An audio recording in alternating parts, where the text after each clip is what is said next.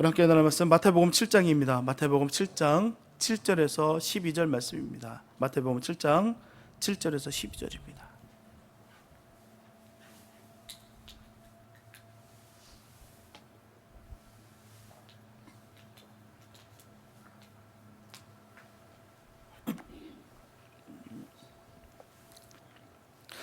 마태복음 7장 7절에서 12절 말씀입니다. 우리 주님의 귀한 말씀 한 목소리로 함께 합독하시겠습니다. 시작.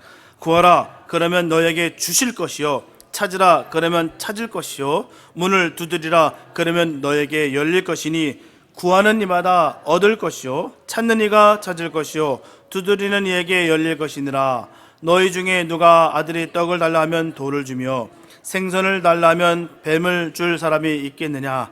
너희가 악한 자라도 좋은 것으로 자식에게 줄 알거든 하물며 하늘에 계신 너희 아버지께서 구하는 자에게 좋은 것으로 주시지 않겠느냐? 그러므로 무엇이든지 남에게 대접을 받고자 하는 대로 너희도 남을 대접하라. 이것이 율법이요 선지자니라. 아멘. 기독교에서 흔하게 하는 질문과 답이 있습니다. 그래서 바로 다음과 같다는 것이죠. 만약에 신구약 성경 중에서 신약과 구약 중에서 어느 하나만 꼭 가지라면 어느 성경을 가져야 될까요? 라는 질문이에요. 답은 신약을 가져야 됩니다. 그렇다면 신약 27권 중에 한 권만을 가지라 하면 어느 성경을 가져야 될까요? 로마서를 가져야 됩니다. 왜요? 로마서에는 사람이 죄에서 구원함을 얻는 원리가 다 기록되어 있기 때문입니다. 그리고 신구약 성경 중에서 단 석 장만을 가지라 하면 어느 장을 가져야 될까요?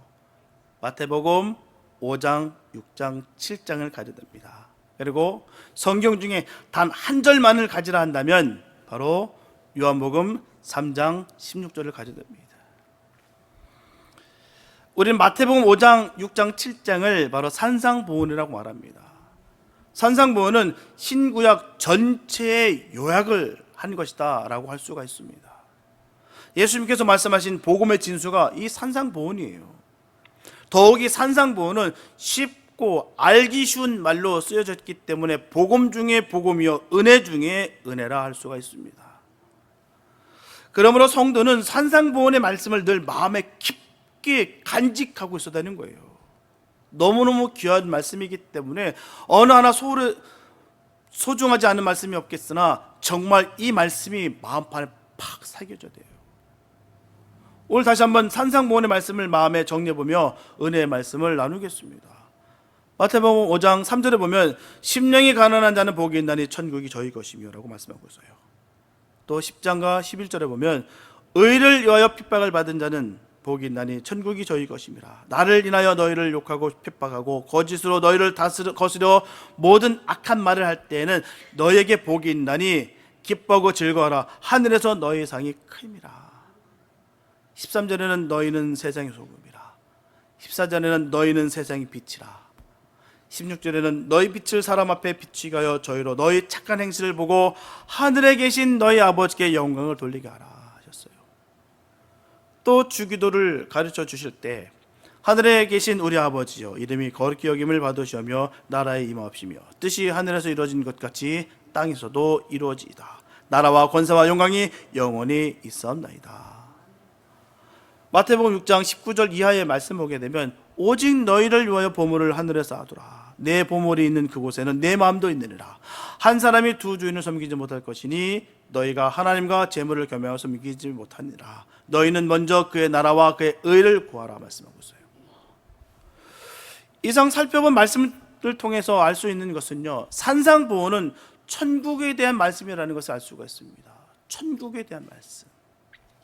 천국에 들어갈 사람들의 자격과 생활과 소망에 대해서 말씀하고 있는 것이 바로 이 산상보훈이에요. 그런가 하면 산상보훈에는 또 다른 면이 있다는 것을 우리가 찾아볼 수가 있습니다. 마태복음 5장 9절에 보면 화평케 하는 자는 복이 있나니 저희가 하나님의 아들이라 일컬음을 받을 것이며, 또한 16절에는요 이같이 너희 빛을 사람 앞에 비추게 하여 저희로 너의 착한 행실을 보고 하늘에 계신 너희 아버지께 영광을 돌리게 하라 말씀하셨어요. 이상과 같이 아버지와 아들이라는 말이 수없이 많이 나옵니다. 아버지와 아들. 마태복음 5장 45절에 보면 이같이 한즉 하늘에 계신 너희 아버지의 아들이 되리니, 48절에는 하늘에 계신 너희 아버지의 온전하심과 같이 너희도 온전하라. 그리고 6장에 들어가서 1절에 보면 사람에게 보이려고 그들 앞에서 너희 의를 행치 않도록 주의하라. 그렇지 아니하면 하늘에 계신 너희 아버지께 상을 얻지 못하리라. 또 4절에 내 구제함이 은밀하게 하라. 은밀한 중에 보시는 너희 아버지가 갚으시리라. 그리고 6절, 8절, 9절, 15절, 18절, 7장 21절에 또 계속해서 아버지와 아들이라는 말이 계속해서 지속적으로 나옵니다. 이렇게 아버지와 아들이라는 말은요, 아무나 쓰는 말이 아닙니다. 가족 사이에 사용하는 말이에요. 가족이기 때문에 아버지와 아들이 되는 것이죠. 그래서 천국 백성은 하나님을 아버지로 모신 가족이라는 말이에요. 그런데 산상보훈의 또 다른 한 가지 여러 번 나오는 말은요, 형제간에 어떻게 하라는 말입니다. 형제를 미워하지 말라. 예물을 제단에 드리다가 내 형제에게 원망 들을 만한 일이 있는 줄 생각나거든 예물을 제단 앞에 두고 먼저 가서 형제와 화목하고 그 후에 와서 예물을 드리라. 너희 원수를 사랑하며 너희를 핍박하는 자를 위하여 기도하라. 비판하지 말라. 먼저 내 눈 속에서 들불을 빼라. 그 후에야 밝히 보고 형제의 눈 속에서 티를 빼리라. 왜 이렇게도 형제에 대해서 하라는 것이 많을까요? 천국 백성은 한 하나님 아버지의 가족이 되기 때문이에요. 이게 성립이 되지 않으면 안 해도 됩니다. 그러나 우리는 한 하나님 아버지의 자녀라는 거예요. 가족이라는 것입니다. 분명하게 형제와 남은 거리가 있어요. 남에 대해서는 많은 사람들이 손해를 보고 미워하는 경우가 많습니다. 무관심할 수밖에 없어요. 그리고 비판할 수밖에 없습니다. 그러나 형제는 결코 미워하거나 무관심하면 안 됩니다. 비판하면 안 됩니다. 왜일까요? 아버지가 마음 아파하기 때문입니다. 하나님 아버지가 마음 아파하시기 때문이에요. 한 집에서 먹고 한 집에서 살아야 하기 때문이에요. 믿는 사람은 그리스도 안에서 한 형제 자매라는 거예요. 이 사실을 믿으십니까? 믿으십니까? 아니란 말이에요. 그럼 누구란 말이에요 도대체? 내가 지금 누구한테 얘기하고 있어 지금? 하나님 아버지 안에서 한 형제 자매에게 지금 말씀을 선포하고 있는데요. 저 인간은 내 자매 아니야. 저 인간은 내 형제 아니야. 이런 마음 고쳐먹기 바랍니다. 그러면 하나님을 부인하는 거예요. 실컷 좋든 간에 우리는 한 하나님을 믿고 한 하나님 아버지의 자녀입니다. 형제예요. 이거는 부인할 수가 없다는 거예요. 그래서 다 같이 사랑해야 되는 것입니다. 다 같이 돌봐야 되는 거예요. 그래야 하나님 아버지께서 기뻐하신다는 거예요. 우리의 사명은 뭡니까? 주님을 기쁘게 하는 삶이에요. 아무리 번듯해 보이고 그럴싸해 보여도 하나님이 기뻐하시지 않는 일이라고 한다면 아무 소용없습니다. 그러나 내게 맡긴 그 일을 내가 충실히 함으로 말미암아 주님께서 나를 기뻐하신다. 그게 복 있는 거예요. 주님이 기뻐하는 일을 하는 것입니다. 그래야 형제 모두가 행복을 느낀다는 거예요. 또한 형제 중에 못난 사람이 있으면 감싸줘야 됩니다. 형제 중에 불구자가 있으면 대신 손과 발이 되어줘야 되는 거예요. 부끄러워하는 것이 아니라 내가 도와줘야 되는 거예요. 그게 형제입니다. 그게 하나님의 가족이에요. 참으로 진실한 성도는 가족과 믿는 형제 사이에 차별을 두지 않는 사람입니다. 하나님의 가족인 형제에 대해 어떻게 해야 할 것을 말씀하시는 결론이 오늘 우리가 읽은 본문 말씀이에요. 그러므로 무엇이든지 남에게 대접을 받고자 하는 대로 너희도 남을 대접하라. 이것이 율법이요 선지자라. 히브리서 말씀이에요. 여기서 그러므로라는 말은요, 앞에 한 말과 관계가 있는 말이에요. 동떨어진 말이 아닙니다. 접속사예요. 그래서 그러므로 라는 말은 앞에 한 말의 결과로 어떻게 하라고 할 때 그러므로 라는 이 접속사를 사용하는 것입니다. 생뚱맞게 뚝 떨어져 있는 말이 아니라 연결된 말이에요. 오늘 본문 전체가 한 덩어리입니다. 그래도 앞에 한 말이 무엇일까요? 본문 7절에 구하라, 찾으라, 두드리란 말입니다. 지금까지 우리는 이 말을 어떻게 이해했을까요? 구하라, 찾으라, 두드리라 이 말이에요.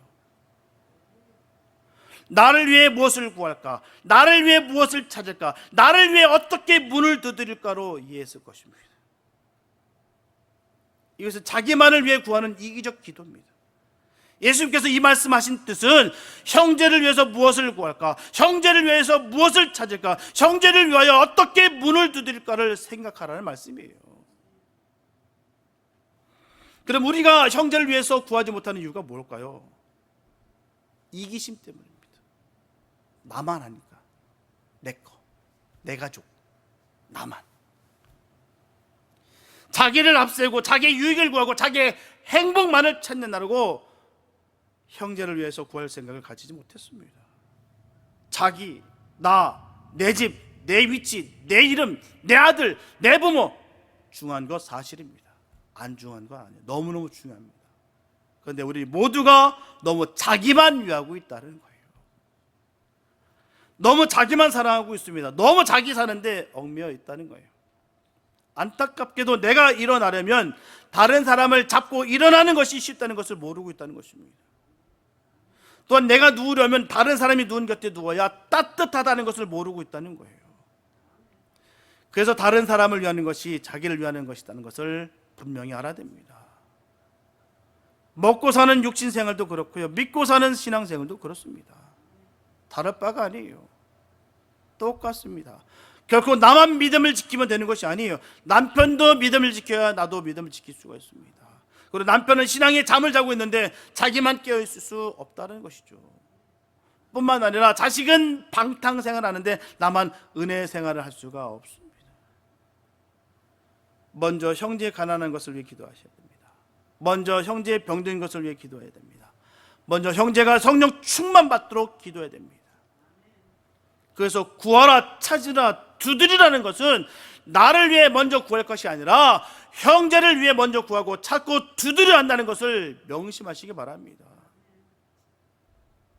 이런 거는 하기 싫어. 나만 먹고 싶어. 이게 내 마음이에요. 무엇이든지 남에게 대접을 받고자 하는 대로 너희도 남을 대접하라. 분명히 주님 말씀하셨다는 것이죠. 예수님은 이것이 율법이요 선지자라라고 말씀하셨어요. 그냥 하신 말씀 아닙니다. 이게 율법이고 이게 선지자야. 이게 율법보다 선지자들보다 더 나아 라고 하시는 거예요. 예수님께서 이 말씀 외에도 율법과 선지자의 강령을 말씀하신 적이 있어요. 한 율법사가 예수님을 시험하기 위해서 질문합니다. 선생님이요, 율법 중에 어느 계명이 크니까? 라고 물었어요. 그때 예수님께서 분명히 대답하시기를 내 마음을 다하고 목숨을 다하고 뜻을 다하여 주 너의 하나님을 사랑하라 하셨으니 이것이 크고 첫째 되는 계명이요 둘째는 그와 같으니 똑같다는 거예요. 내 이웃을 내 몸과 같이 사랑하라 하셨으니 이 두 계명이 온 율법과 선지자의 강령이니라. 그렇다면 남에게 대접을 받고자 하는 대로 남을 대접하는 말은 내 이웃을 내 몸과 같이 사랑하라는 말과 같은 말이라는 것을 우리가 알 수 있다는 거예요. 다른 말이 아닙니다. 통하는 말이에요. 내 이웃을 내 몸과 같이 사랑하지 않고는 남을 대접할 수가 없습니다. 이렇게 대접한다는 것은 밥이나 한 끼 사주고 옷이나 한 벌 벗어주면 대접하는 것이 되는 것이 아니에요. 그래서 저는 명분을 세우기 위해 대접하는 것을 매우 싫어합니다. 명분 세우기 위해서, 그럴싸해 보기 위해서, 외식하는 마음으로, 아니면 높은 자리에 올랐기 때문에 한턱 내는 식의 대접, 저는 그런 거 싫어합니다. 왜요? 거래죠. 그건 대접이 아닙니다. 거래는 절대로 대접이 될 수 없습니다. 서로 기브앤테이크고 그 의도가 있다는 것이죠. 사랑하는 마음으로 하는 대접이라야 대접다운 대접이 될 수가 있습니다. 그래서 사랑하는 마음에서 떠주는 물 한 것은 사랑하는 마음이 없이 대접하는 그 진수성찬보다 훨씬 낫습니다. 사랑하는 마음에서 하는 위로의 말 한마디는 사랑하는 마음 없이 하는 그 100마디, 1000마디, 10,000마디 칭찬보다도 낫습니다. 분명 형제를 사랑하는 마음이 있어야 돼요. 사랑하는 마음은 아무에게나 생기는 것이 아닙니다. 이게 중요한 거예요. 사랑하는 마음은 아무에게나 있는 것이 아니라는 사실. 성령으로 거듭난 사람이라야 사랑하는 마음을 가질 수가 있어요. 성령으로 거듭난 사람은 사랑하지 않고서는 견디지 못한다는 거예요. 형제를 대접하지 않고는 마음이 편하지 못합니다. 이게 정상적인 거예요. 그래서 성령으로 거듭난 사람에게는 형제를 대접하는 것은 기쁨이요 즐거움입니다. 하지만 성령으로 거듭나지 못한 사람에게는 형제를 대접하는 것이 의무요 호역이라는 거예요. 그것은 대접이 아닙니다. 그래서 거듭남의 증거는 명확해요. 내가 거듭났다 안 났다? 딴 사람 보지 마시기 바랍니다. 나를 보십시오. 나를 점검하시기 바랍니다. 내 안에 정말 사랑하는 마음이 있는지. 그는 포장하고 위장하고 속일 생각하지 마시기 바랍니다. 왜요? 이거는 죽고 사는 문제이기 때문에 중요한 부분이에요. 성령 받느냐 받지 않느냐는 너무너무 중요한 얘기입니다. 구원 받았냐 구원받지 못했냐는 너무너무 중요한 얘기예요. 종교적인 열심으로 얼마나 포장하고 위장하는 경우가 얼마나 많은지 몰라요. 그게 다가 아닙니다. 사랑이 있어야 돼요. 왜요? 주님이 사랑이기 때문이에요. 주님이 미움이시고 주님이 질투이시고 주님이 시기이시고 주님이 죄악이라고 한다면 모르겠으나 주님은 사랑이십니다. 분명히 성경에서 증거하고 말씀하셨기를 사랑이라고 하셨어요. 그래서 주님이 내 안에 계시면 사랑의 마음이 나오게 됐어요. 들어있는 게 나오게 됐습니다. 심각하게 들으시기 바랍니다. 정말 내가 구원받았는가, 내가 정말 거듭났는가, 심각하게 우리가 믿음 생활해야 될 줄로 믿습니다. 지금은요 세상이 얼마나 급하게 돌아가는지 몰라요. 믿음 다 떨어지고 있고요. 교회는 문 닫는 교회가 얼마나 많은지 모릅니다. 거기에 따라서 우리도 술렁거릴 것이 아니라 과연 나의 믿음의 주소는 어디 있느냐가 중요하다는 거예요.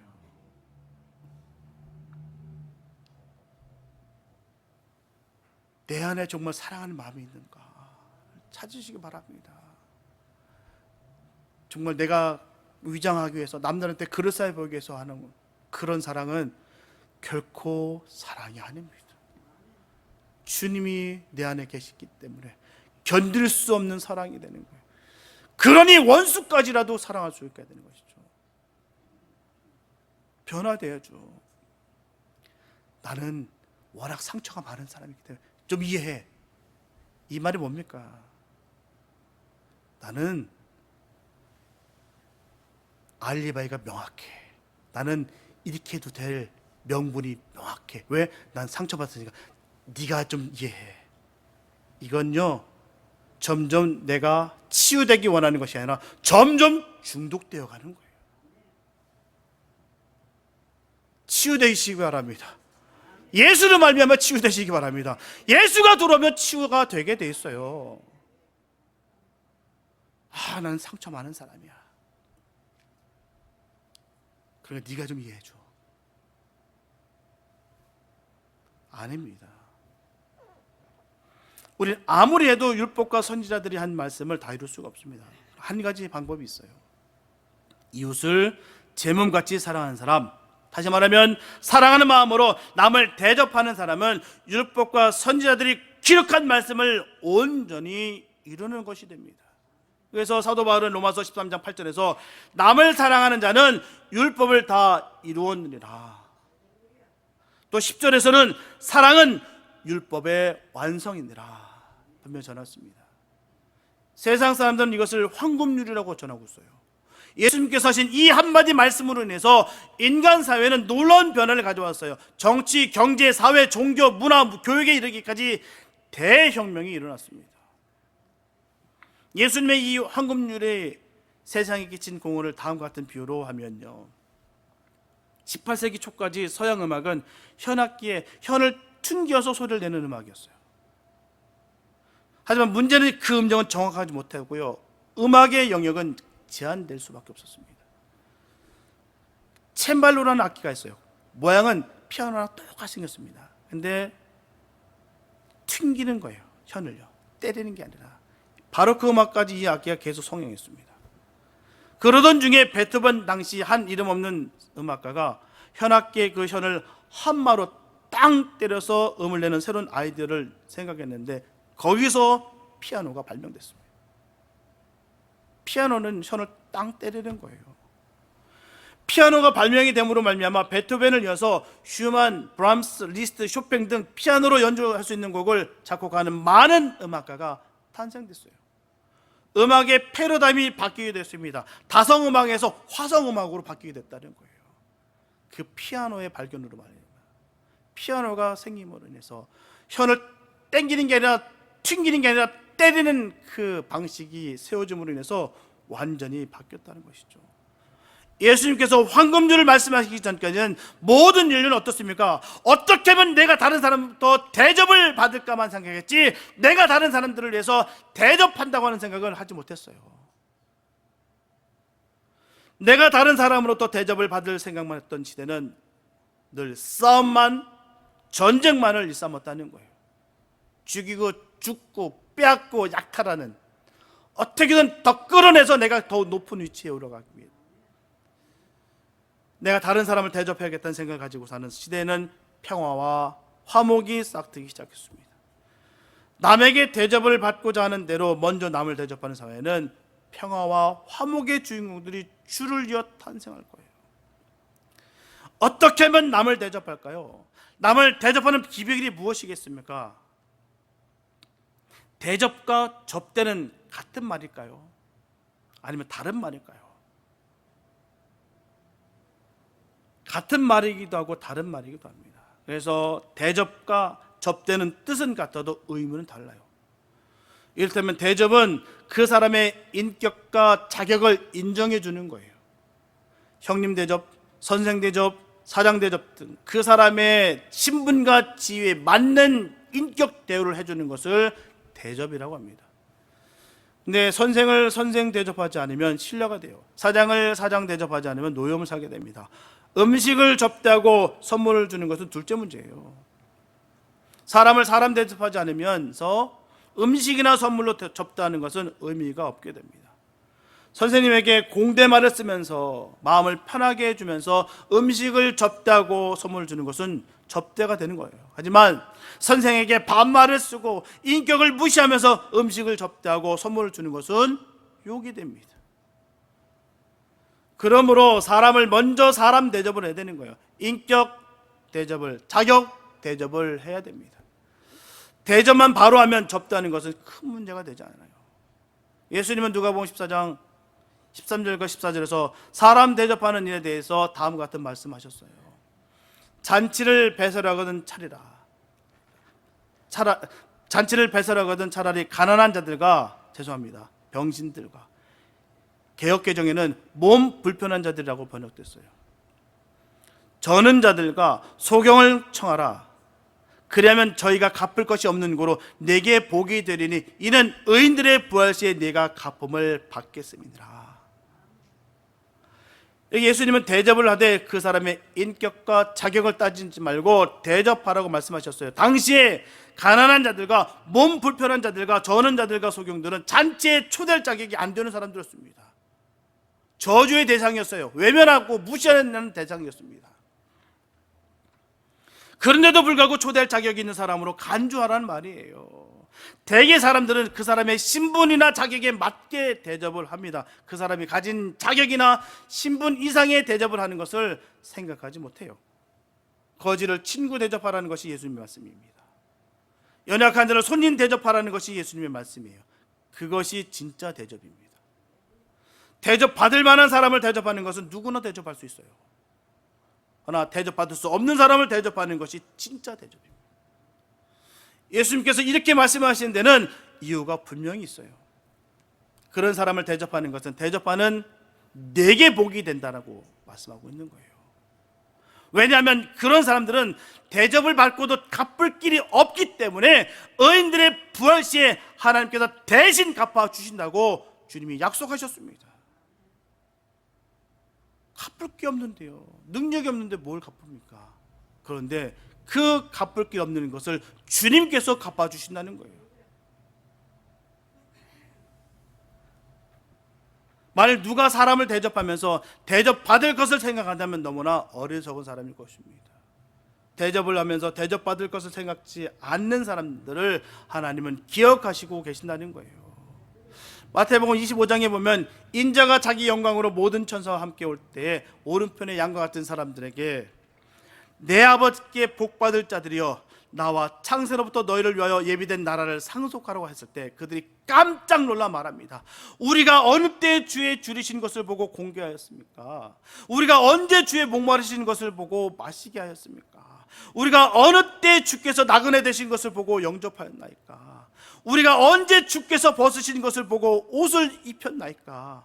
우리가 언제 주께서 병드신 것이나 옥에 갇히신 것을 보고 가서 배웠나이까? 이러한 놀라움이 저와 여러분들에게 있기를 바랍니다. 내가 의도치 않고 내가 계획치 않았지만 내가 했던 모든 헌신들을 주님께서는 다 기억하시고, 나는 새까맣게 까먹고 잊어먹었는데도 불구하고 주님께서 다 하시고 세워주신 그 복을 받는 우리가 되길 예수 이름으로 축복합니다. 저는 그런 적 한 적 없는데요, 내가 언제 그랬습니까? 저는 한 적이 없어요. 하나님, 내가 언제 그런 적 있습니까? 근데 주님께서 다 기억하시고 복을 더하신다는 것이죠. 우리가 제일 먼저 대접할 이는 예수님이십니다. 예수님을 하나님의 아들로 대접하시기 바랍니다. 하나님을 하나님으로 믿으시기 바랍니다. 구세주 메시아로 대접하시기 바랍니다. 예수님이 기뻐할 일을 꼭 하시기 바랍니다. 예수님을 잘 대접하는 것은 하나님을 잘 대접하는 일이 되는 거예요. 다음으로 마땅히 대접할 만한 사람을 잘 대접하시기 바랍니다. 부모를, 선생을 잘 대접하시기 바랍니다. 늘 선한 마음으로 다른 사람들을 대접하시기 바랍니다. 우리의 본분이 있는 것이죠. 어느 미국 교회에 주일 예배가 시작됐어요. 그 교회는 전통적인 교회로 모든 제도와 의식을 잘 갖추어졌던 예배를 드렸던 교회입니다. 예배 중에 난데없는 한 청년이 들어왔어요. 그의 옷은 남루하고 몸에는 냄새가 날 정도였어요. 그 청년은 두리번거리며 자기가 앉은 자리를 찾았으나 빈자리가 없다는 것을 알았어요. 있어도 다른 사람이 싫어할 것을 알고서 앞으로 걸어나가 강대상 밑에 앉아 예배를 드렸습니다. 설교하시는 목사님도 많은 교인들도 그 사람의 거치에 신경을 썼어요. 그러던 중에 그 교회 안내를 맡은 정숙한 부인 한 사람이 앞으로 걸어나가 의자도 없이 바닥에 앉아있는 그 청년 옆에 앉아 함께 예배를 드렸습니다. 예배가 끝난 후에 예배를 인도하신 목사님은 오늘 내가 설교한 설교는 다 잊어버릴지라도 부인 안내원이 한 행동은 결코 잊지 말라는 말씀을 했어요. 저와 여러분들은 가난하고 불쌍한 사람을 대접하는 사람 되시기를 예수의 이름으로 축복합니다. 그게 주님이 기뻐하는 예배와 주님이 기뻐하는 일이라는 거예요. 1절 말씀드렸죠. 먼 곳이 아닙니다. 근방에서 있었던 일이에요. 좀 허름한 옷을 입고 왔더니 우리 교회는 안 맞으니까, 드레스 코드가 안 맞으니까 다른 교회 가시라고. 너무 충격적이었어요. 이름을 대면 다 아는 교회입니다.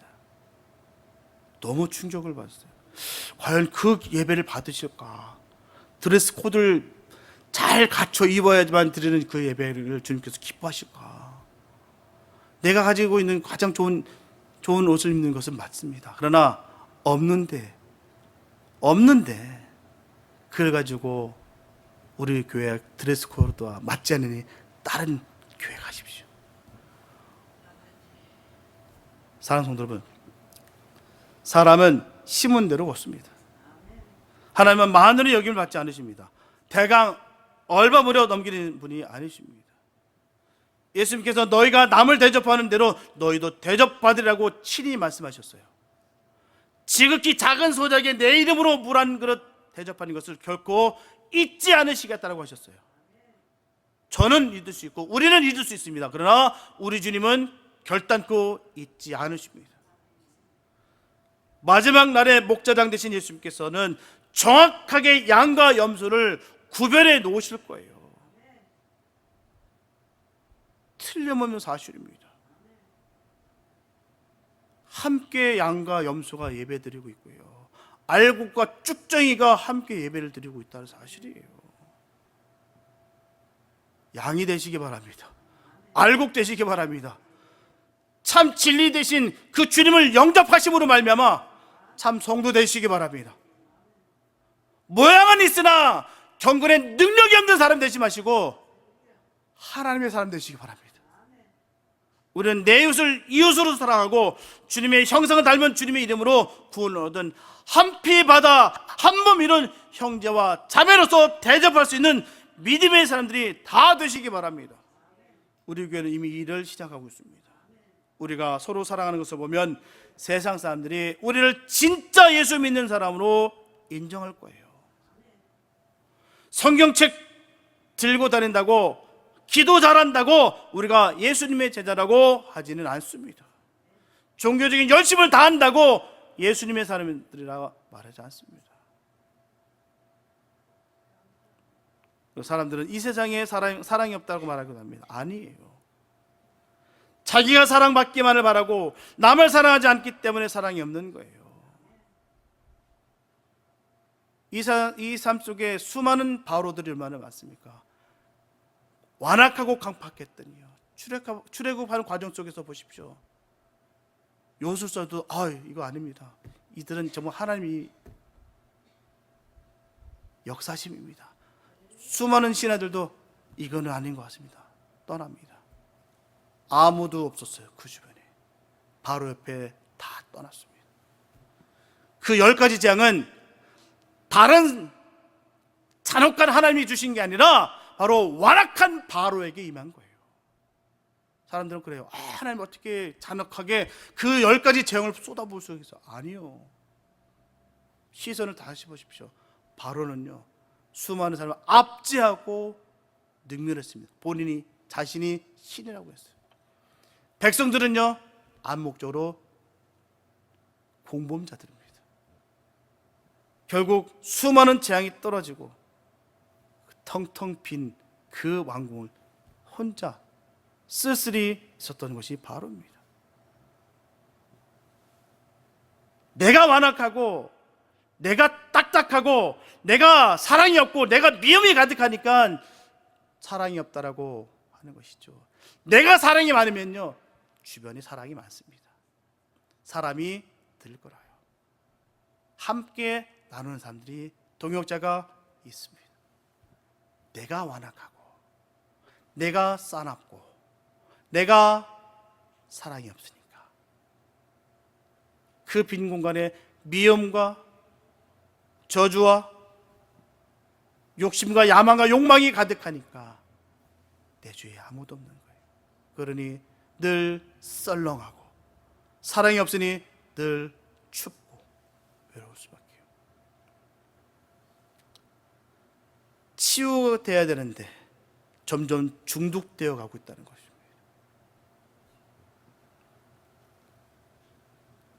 자기가 사랑받기만을 바라고 남을 사랑하지 않기 때문에 사랑이 없는 거예요. 사도 바울은 로마서 13장에서 사랑의 빛 외에는 피자 아무 빛도 지지 말라고 하였어요.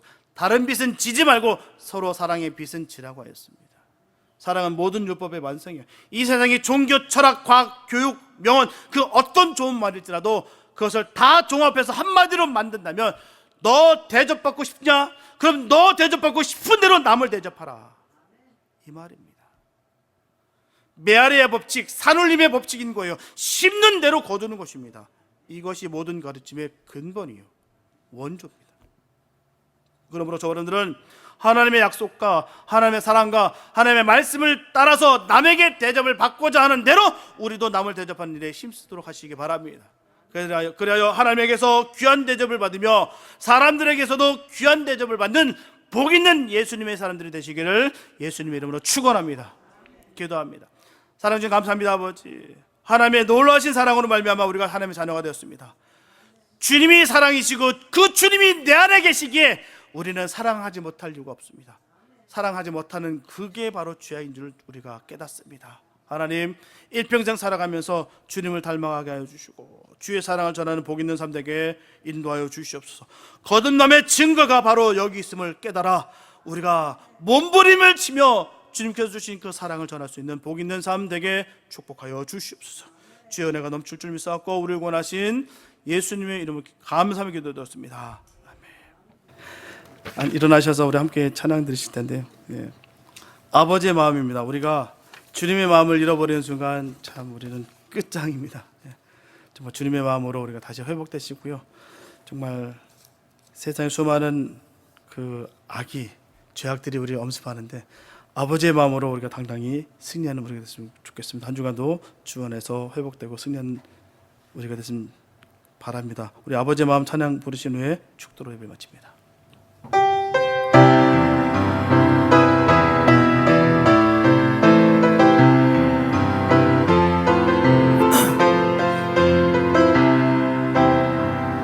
아버지 당신의 마음이 있는 곳에 나의 마음이 있기를 원해요.